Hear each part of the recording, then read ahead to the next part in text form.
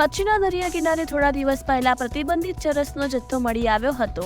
ગૃહમંત્રીએ રાજ્યના તમામ દરિયાકાંઠે પેટ્રોલિંગના આદેશ આપ્યા છે, જેના ભાગરૂપે સુરતના સુવાલી દરિયા કિનારે સઘન પેટ્રોલિંગ અને સર્ચ ઓપરેશન હાથ ધરવામાં આવ્યું છે। જાડી ચાંદરા જેવા વિસ્તારમાં ડ્રોનની મદદથી સર્ચ ઓપરેશન હાથ ધરવામાં આવ્યું। સુવાલી દરિયા કિનારે અલગ અલગ જગ્યા ઉપર સર્ચ હાથ ધરાયો। સુરત એસઓજી પોલીસ અને મરીન કમાન્ડો સાથે સ્થાનિક પોલીસે સર્ચ ઓપરેશન હાથ ધર્યું। અત્યારે સુરત સિટીના સુવાલી બ્રિજ ઉપર ડ્રગ્સના બાબતનું એક સર્ચ ઓપરેશન હાથ ધરવામાં આવ્યું છે।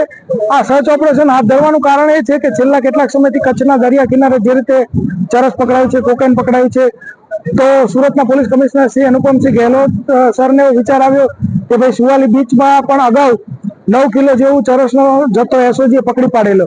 તો અત્યારે એક સર્ચ ઓપરેશન હાથ ધરવાનું કારણ એ છે કે અહીંયા સર્ચ ઓપરેશન હાથ ધરીશું તો આજુબાજુના ગામડાઓમાં જે માછીમારો રહેતા હોય એનું અમારે એક વોચર્સ ગ્રુપ પણ ચાલે છે, તો એ માછીમારો પણ અવેર થાય અને આવી કોઈ પણ પ્રવૃત્તિ અહીંયા થતી હોય અથવા તો કોઈ પણ આવું પદાર્થ એમને મળી આવે તો તેઓ અમને જાણ કરી શકે। આ સર્ચ ઓપરેશનની અંદર અમારી સાથે એક ડ્રોન, એક ડોગની ટીમ તથા એક એસઓજી અને લોકલ પોલીસ એમ અધિકારી અને કર્મચારી મળીને ટોટલ 100 માણસો અત્યારે આમાં જોડાયેલા છે। સુવાલી બીચ એટલા માટે કે અગાઉ અહીંયા અફઘાની ચરસનો જથ્થો ઝડપાયેલો હતો, એટલે એના આગોતરા આયોજન રૂપે અને ભાગરૂપે કે આવું કંઈ આવે તો તાત્કાલિક અમારો સંપર્ક થાય એના માટે અહીંયા આજુબાજુના માછીમારો અવેર થાય તથા એક માહોલ બને એના માટે સુવાલી બીચ